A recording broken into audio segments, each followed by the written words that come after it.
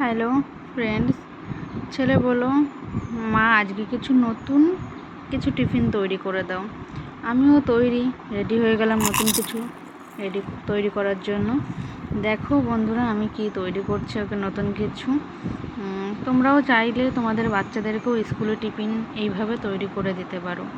দুটো ব্রেড নিয়ে ব্রেড দুটোকে আমি মাঝখানে একটা ডেয়ারি মিল্ক এনেছি, এনে ওটার মধ্যে দিয়ে আমি গোল শেপ করে কেটে নিয়ে দেখো কড়াইতে আমি সামান্য একটু তেল দিয়ে ওটাকে হালকা আঁচে আস্তে আস্তে করে দু পিঠই ভালো করে সেঁকে নিতে হবে। উল্টে দিয়ে দেখো ভালো করে দু পিঠ সেঁকে আস্তে আস্তে করে কিন্তু সেঁকতে হবে, না হলে ভেতরের চকলেটটা কিন্তু গলবে না। আস্তে আস্তে করে দু পিঠ আমি আলতো আলতো করে সেঁকে নিলাম। তোমরা দেখতে পাচ্ছ যে কেমন লালচে হয়ে উঠেছে। এবার দু পিঠ ভালো করে নিয়ে নামিয়ে নিতে হবে।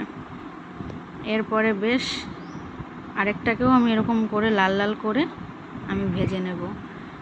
এটাকেও আমি তেলের মধ্যে নেড়ে আমি আলতো করে এটাকেও আমি ওলট পালট করে এটাকেও আমি ভেজে নেব।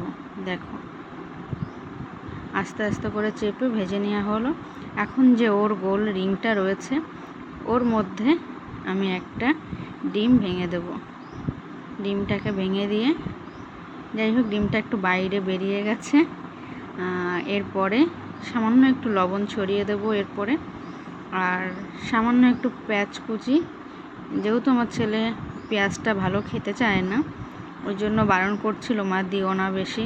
যাই হোক অল্প পরিমাণ আমি ওর উপর ছিটিয়ে দিয়েছি একটুখানি লবণ, আর সামান্য একটুখানি পেঁয়াজ আমি দিয়েছি। ও যেহেতু খেতে চায় না, তোমরা ভালো লাগলে বেশি করে পেঁয়াজ, লঙ্কা, একটু গোলমরিচের গুঁড়ো দিতে পারো। যেহেতু আমার ছেলে খায় না, আমি দিইনি। কেমন হয়েছে বলো।